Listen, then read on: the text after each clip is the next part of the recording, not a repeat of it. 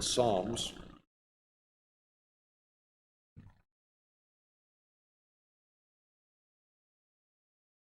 We'll be looking at Job chapter 1 and part of chapter 2.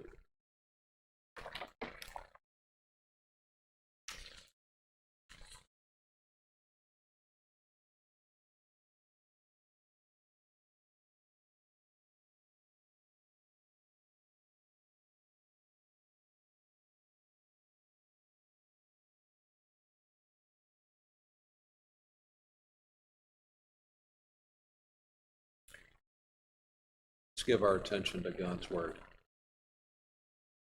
There was a man in the land of Uz whose name was Job, and that man was blameless, upright, fearing God, and turning away from evil. And 7 sons and 3 daughters were born to him. His possessions were 7,000 sheep, 3,000 camel, 500 yoke of oxen, 500 female donkeys, and very many servants. And that man was the greatest of all the men of the east. And his sons used to go and hold a feast in the house of each one on his day. And they would send and invite their 3 sisters to eat and drink with them. And it came about, when the days of feasting had completed their cycle, that Job would send and consecrate them, rising up early in the morning, and offering burnt offerings according to the number of them all. For Job said, "Perhaps my sons have sinned and cursed God in their hearts." Thus Job did continually.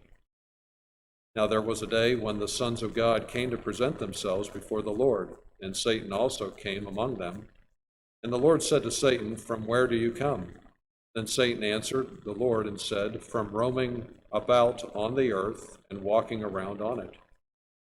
And the Lord said to Satan, "Have you considered my servant Job?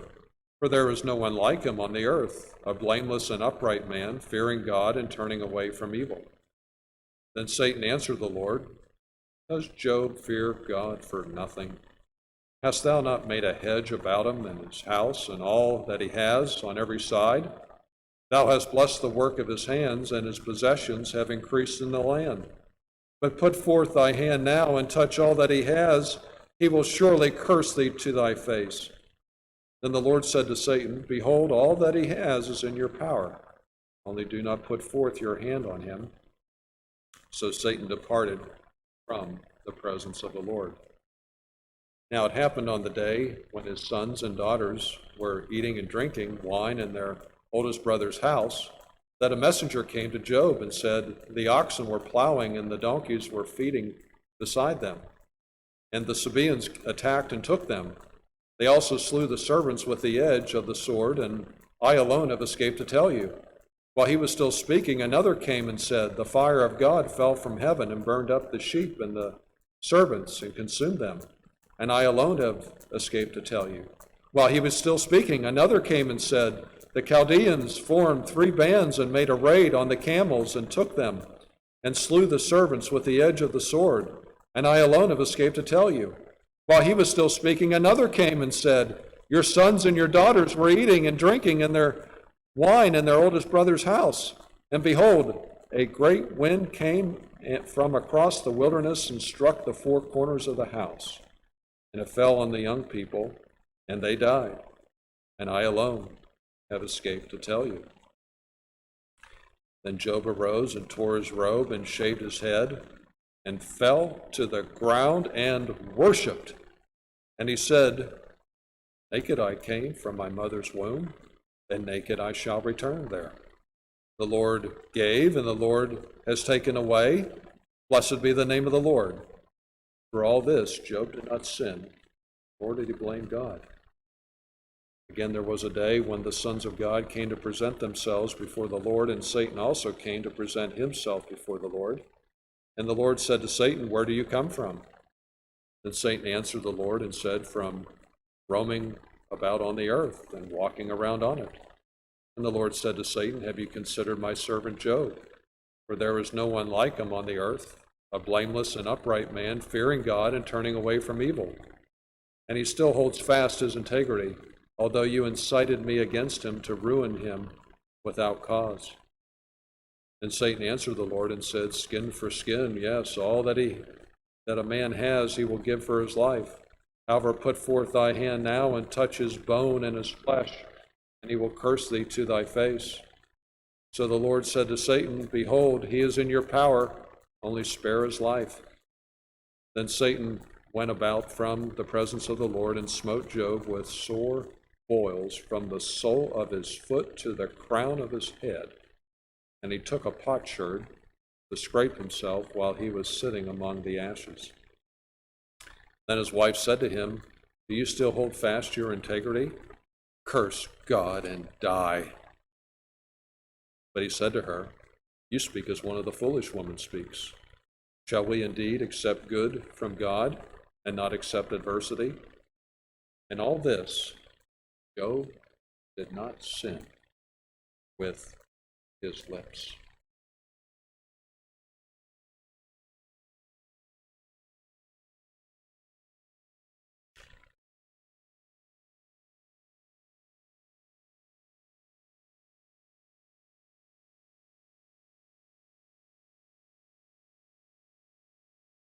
Sure, you've heard of the following statement, maybe from someone else, or maybe you've even posed it to yourself. Why do bad things happen to good people? Why do bad things happen to good people? Think about it, a couple of avenues you can take there. One implies that bad things should only happen to bad people, and good things should only happen to good people. But it doesn't make sense that bad things should happen to good people. It doesn't seem fair. It doesn't seem just. Kind of raised up that good behavior should only be rewarded with good things, and bad behavior should only be rewarded with bad things. As a little child, grew up and disobeyed your parent, probably got a spanking for it. But then I go ahead and obey my parent, and you get praise. You get praise, words of praise.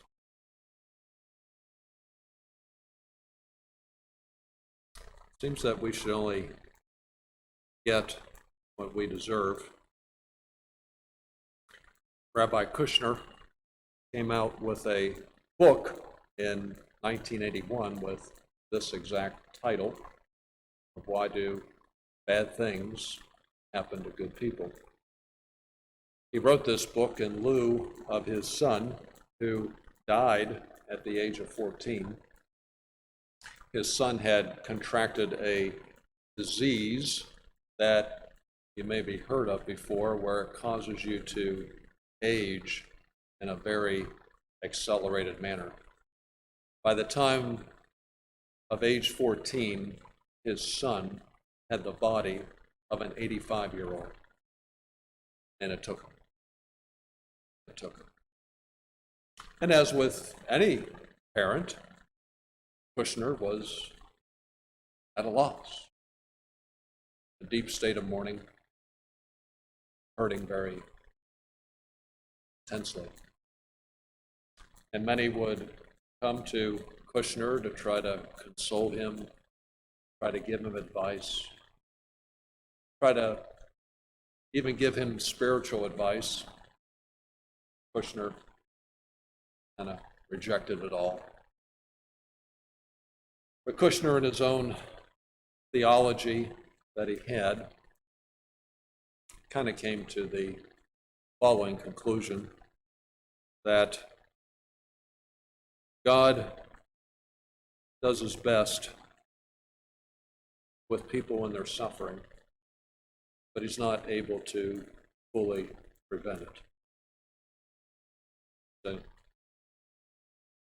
this is how he counsels people today, that God can't be all powerful if suffering exists, because if God is all loving, he would prevent suffering from existing because he doesn't want to see people in pain. Instead, he wants to see them happy, wants to see them in a good state. In a sense, what Kushner was doing was saying that there was something more powerful than God. It was suffering itself, since God can't prevent it, and we see suffering in the world all the time. Can't deny that.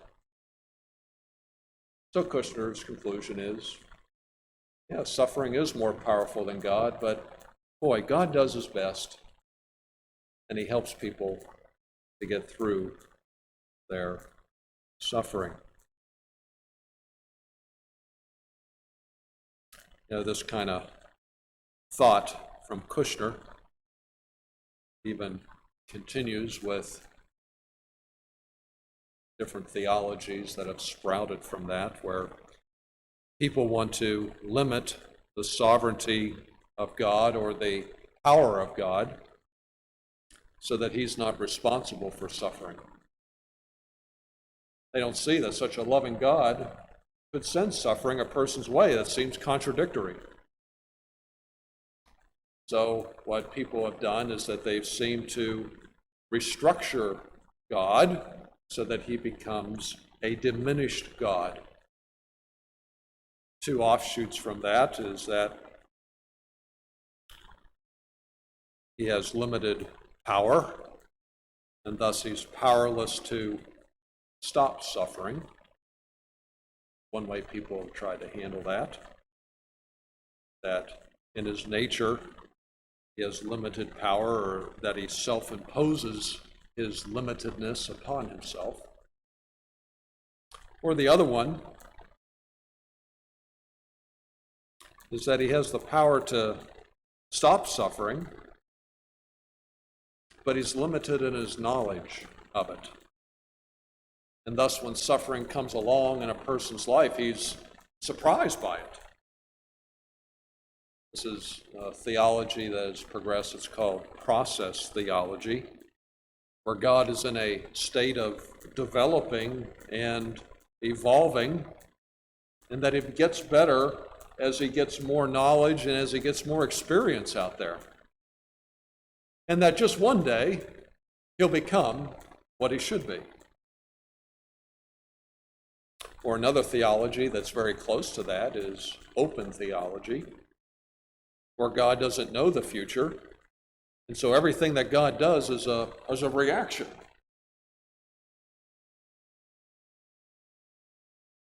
The different ways that people have tried to handle this stuff.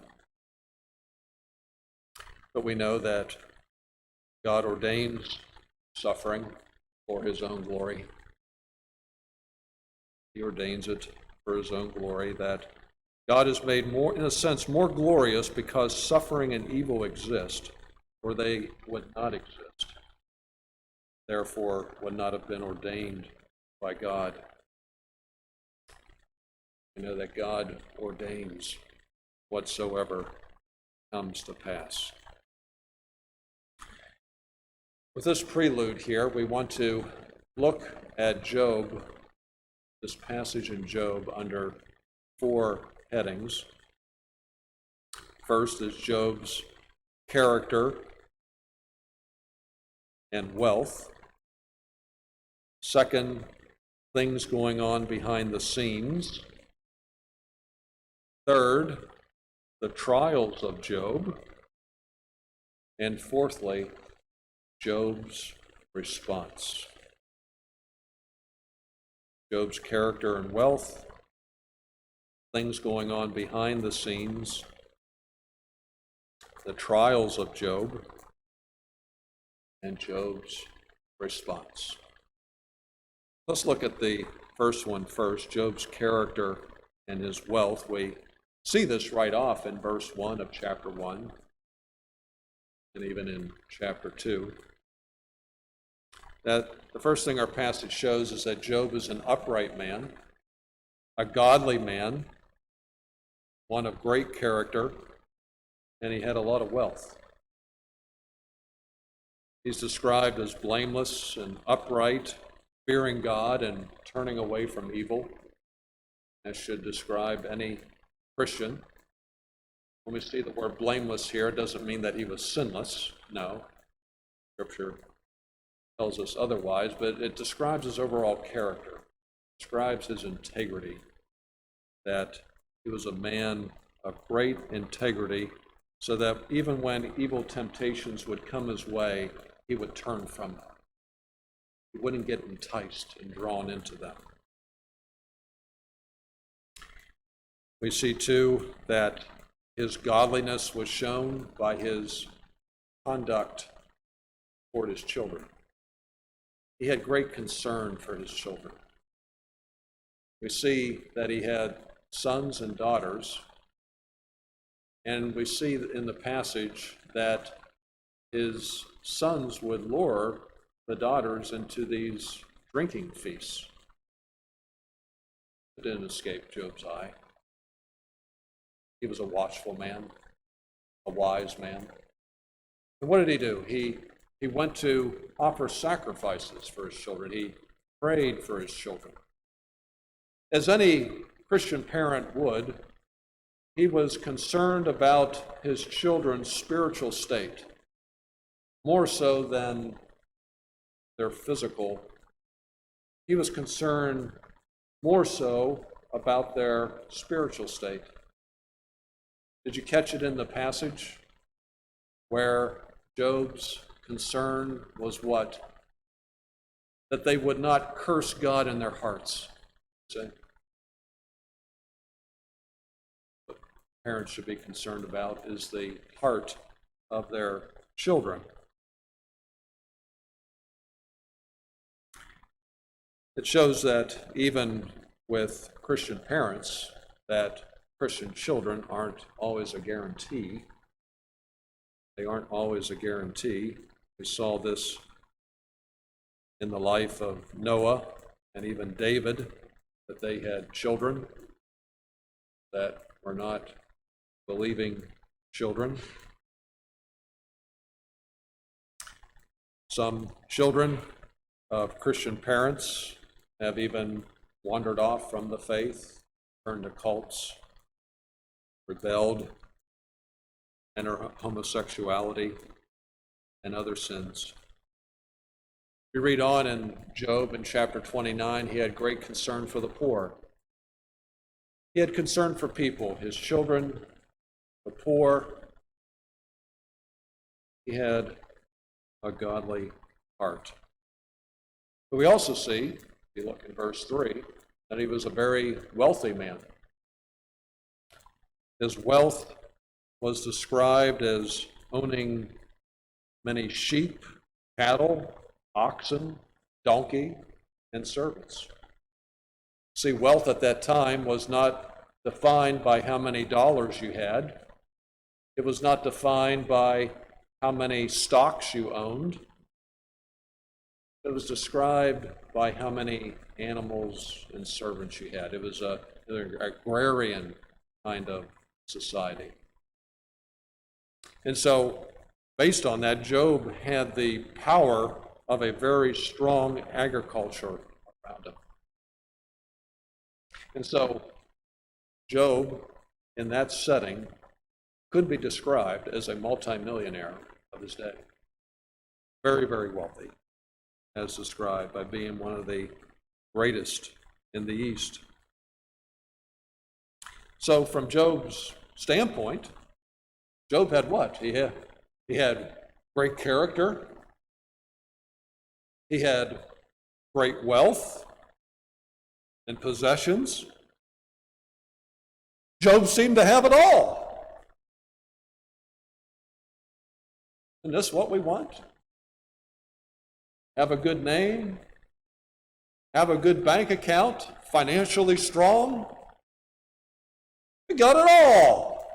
There's nothing to worry about, is there? Is this the goal of life? Let's look, secondly, at things going on behind the scene See this in verses 6 through 12, and also in chapter 2 through verse 6. Here the devil, or Satan, comes into the picture. And here he's shown as one that has gone over all the earth.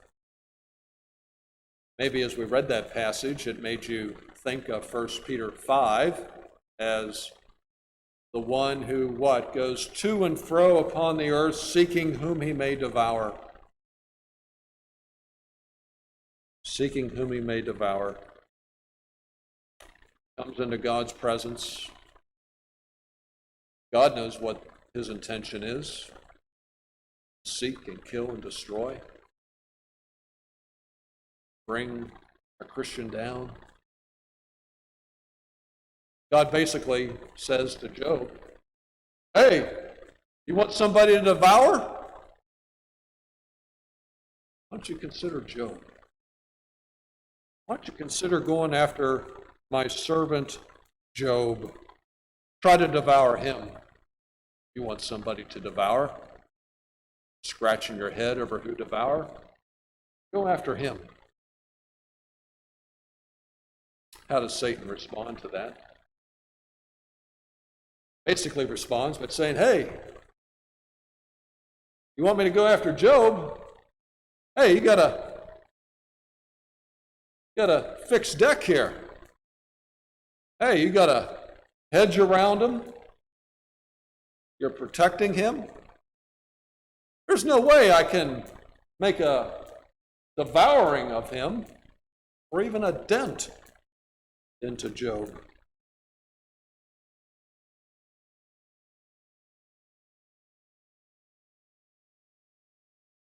Job won't depart from the faith because you've given him all this wealth, all these possessions.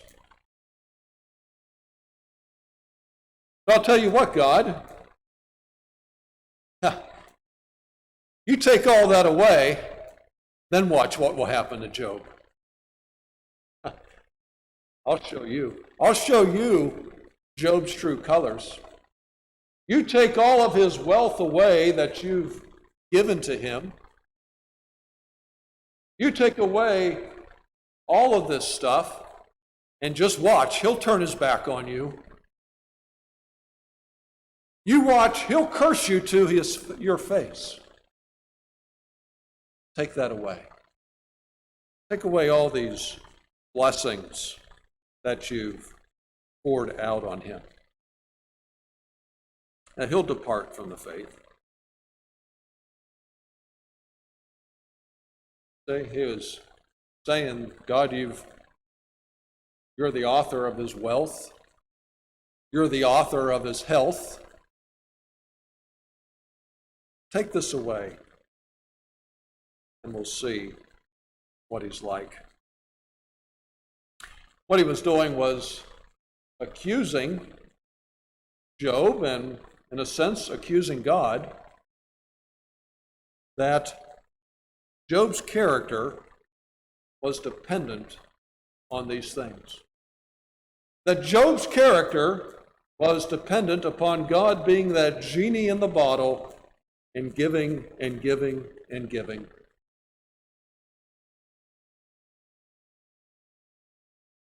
The devil says, why does Job fear God? Because it's expedient for him to do so. Take away all of his stuff, and I'll show you that Job doesn't love you, that Job doesn't give a rip about you, that Job is just living it up because of what you're giving to him. Take away his goodies, and we'll see what he's made of.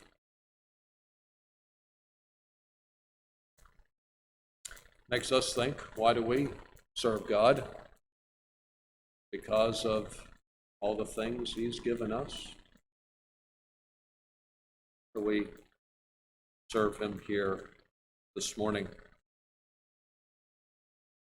When we suffer, how do we respond?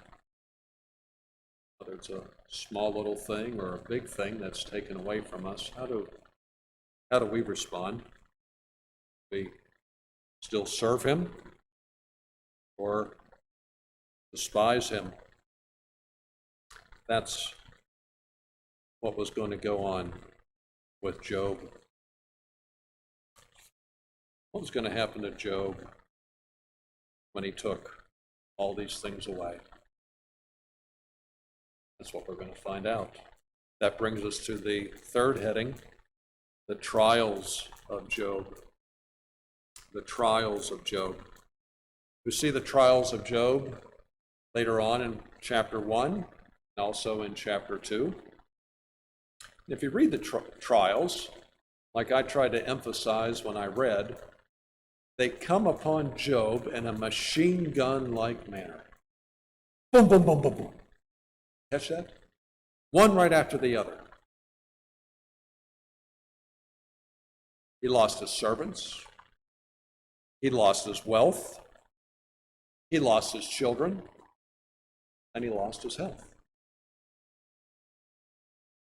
Think of this.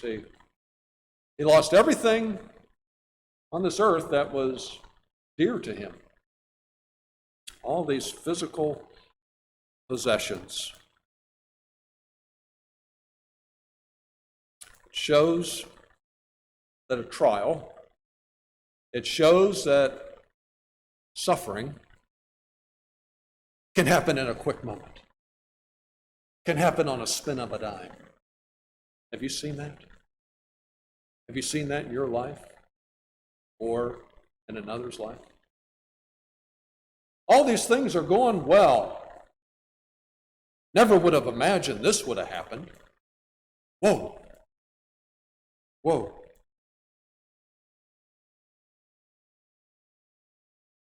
One of our pastors back in Mississippi, he took a church there a few years ago. Wonderful guy. Nothing wrong with him. One day he was preaching. In the middle of his sermon, he started getting these massive headaches out of nowhere. Tried to shake it off and got done, and he got home.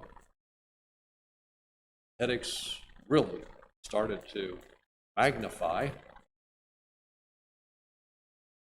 the point he started vomiting, almost like intense migraines. He thought so, maybe that's what it was. But he couldn't stop it. Couldn't stop the pain. He couldn't stop the vomiting. Finally, he went to the hospital. Said, I got to see what's going on here. They said, well, have a seat. And finally, they took him in and diagnosed him and did a CAT scan on his brain. Man, wonder what's going on. And lo and behold, there's a big mass there right behind his ear. Never would have dreamed of that happening. Somebody in their 40s. All of a sudden, he realized he had brain cancer. Whoa! Whoa! Since then, he's got it removed and undergoing more radiation therapy. He's lost a lot of his speech. Whoa! Didn't expect that. A year ago, wouldn't have thought that come. Boom, there it is. How quickly something like that can happen. Or a heart attack. Or a car accident. Any kind of thing can come our way so quickly. A stroke. Cancer. Can come at any hour. Can come at any age. Shows that trials can come at any time. It shows trials can come even when living a good life. See? Trials, the machine gun-like manner that these came upon Job had to be overwhelming. had to be overwhelming. And so that leads us to Job's response, found in the last 3 verses of chapter 1. How did Job respond? He responded in 2 ways. He responded in sorrow, and he responded with worship. Sorrow and worship. First, he responded in sorrow. A natural response. The losing these things to be covered, boils, losing children, a time of mourning, shows that we're allowed to mourn. We're allowed to hurt. We're allowed to cry. Allowed to be in tears when trials come our way. Job did. Jesus did too. Remember at the death of Lazarus? Jesus wept. That weeping wasn't just a tear dropping. Jesus wept vehemently. Loved Lazarus. Loved Lazarus. Shows we're allowed to weep as well. Part of being human. It's natural. It's healthy and important. Over Christmas, I flew home to Pennsylvania. Christmas, to be with family. While there, got notification that my middle school principal had died. So, got the info, saw when the showing would be, and so forth. So, went to the funeral home to be with his family, grew up with his children. So while I was there, I saw his son, shook hands, got caught up with him. Didn't see his daughter. I said, oh, there she is. So went up, casket line, greeted the wife, talked with her, and said, your daughter here, did I miss her? I didn't see her. She said, no, she's at a basketball tournament. I paused and scratched my head. Didn't say anything, but wow.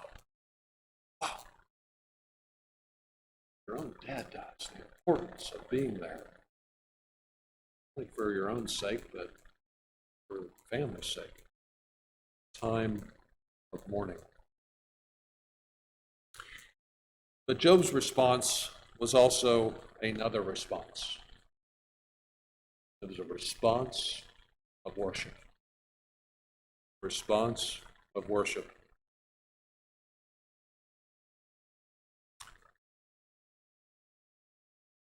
You might say, how did he worship? How could he worship? In the midst of this overwhelming amount of things taken away, death in his family. How did he worship? His worship was the state of his heart expressed by his lips. Catch it? He said, the Lord gave, the Lord took away. Blessed be the name of the Lord. Here was a sorrow that worships. Say, well, I see that. What does he worship God for? Kushner would say, worship God. Why? Why? The world would say the same thing as well. Lost all these things? You want me to worship God? Why?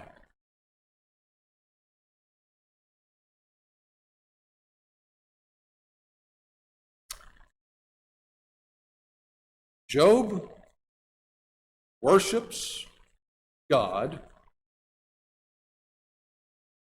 for his sovereign right over his own life.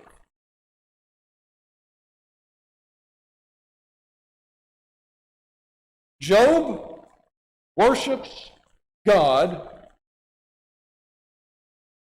for his sovereignty over Job's own life.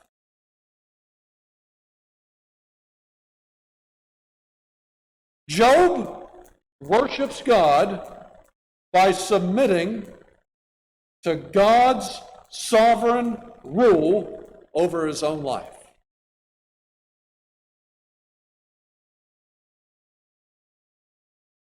And so he counters Satan's accusations, doesn't he? Satan said, hey, God, hey, Job only worships you because of all these things you've given him. You're the goody-goody man to him. Stop being the goody-goody man and watch him curse you.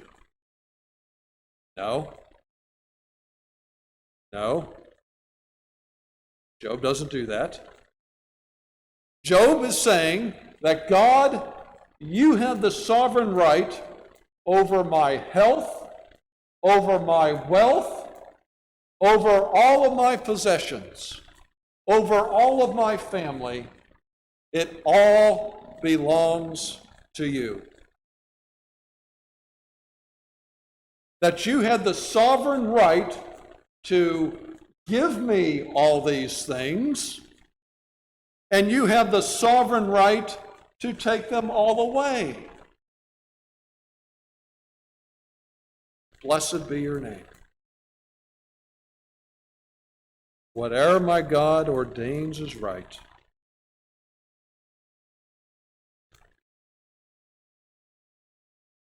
God receives worship from Job by Job stating that you have the sovereign right to do according to your good pleasure as you see fit to me.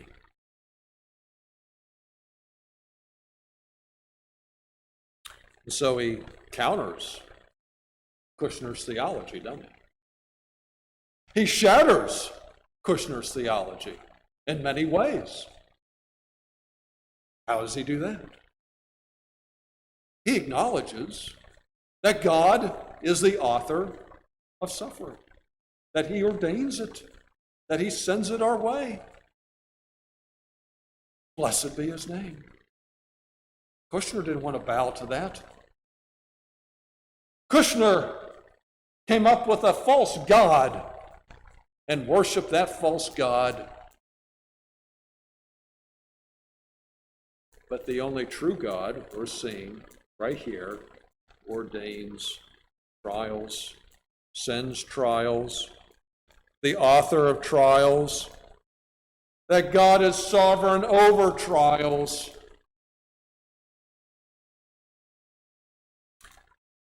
That trials will not come to us unless God appoints them. Trials will not come to us unless God appoints them. Amen? Trials are God's appointments in our lives. Job didn't understand the full extent, but he did realize that God gave and God took away, and so he trusts in God as being loving behind the scenes of not fully understanding everything. We can pull in some more understanding from New Testament scriptures, can't we? If we go to Romans chapter 5, it tells us. It tells us where Paul says suffering produces endurance, endurance produces character, and character produces hope. See that? Can we trust God for trials Can we trust God for the suffering that comes into our life, knowing that it's going to produce endurance? Or another word for endurance is patience, long-suffering. He wants to build that godly character within us of endurance, to be a rock for him. Job was a piece of granite from God, and Satan saw it right before his eyes. Satan sent the assault of hell against him. Job remained unfazed. His endurance grew, his character grew, his hope grew.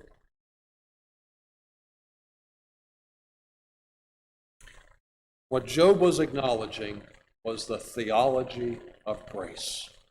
The theology of grace. Note that Job didn't say to God, "How dare you take these things away from me? Don't you know I worked all of my life for these things, and you took them away? How dare you do that?" That wasn't Job's response. That wasn't Job's response. He realized that the Lord ultimately was the one who gave them to him, and now he's taken them away according to his sovereign good pleasure. And so his response was one of worship. Blessed be your name. We have to realize this too. Everything we have in our life is from him. From the smallest of things to the biggest of things. Everything is from him. If our life is built upon these things, and then when suffering comes and removes them, we will crumble at those times. Lots of people who have confessed the name of Christ have even denied him at those times and have joined cults and gone off, never returned. How dare you, God, take these from me? Since you did this, I'm going to do this to you. It shows that their heart was never with them. See? But if our foundation is upon him, realizing it's by his grace that he gives and removes, then when those times come, fall back on him. Fall back on him. What was the only thing that Job did not get taken away from him? Was God himself. Was God himself. We have to realize that too. In the times of intense pain, of trials and suffering, and they can be intense. Yes, they can bring you to tears. They can bring you to shaking. They can bring you, I've got to be around others for help. I need help. It can bring you to all that. But to realize, too, at the same time, that God is not forsaking you. Must claim him to be the sovereign one of our own lives. Must come to grips with this as we're going to face trials all the days of our lives. We're not immune to trials.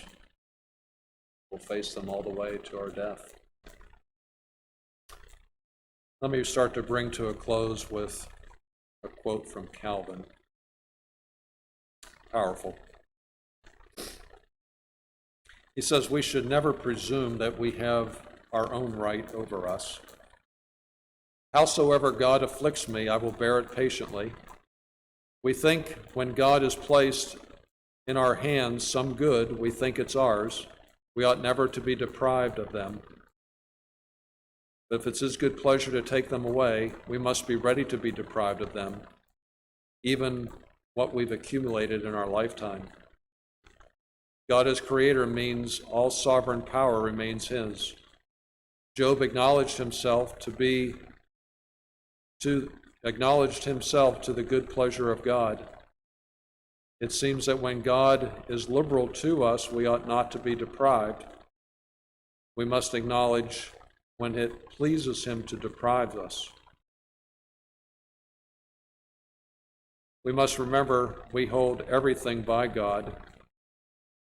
If it pleased him that he placed it in our hands, it may please him to take it back. We must not find it strange when he takes it back. God must have mastery in what we possess, including our children. We wish he would never change anything but leave us in peace. Many accuse God of cruelty when he takes it back. They don't possess wealth in such a way that they can be stripped of it, being subject to the majesty of God. When he governs us according to his will, it is for our profit and our salvation. Blessed be the name of the Lord, shows he is just. God does everything by reason and just cause. Let us not attribute to him cruelty or ignorance. There is only uprightness in all he does. Nothing happens in this world but as he disposes unto our salvation. He allows us to be patient and humble in our afflictions. Patience is shown by us knowing he is governing us according to his will. Thus, those who are patient are content in affliction.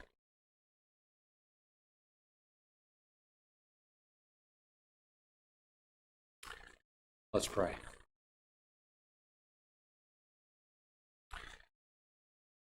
Father, we thank you for your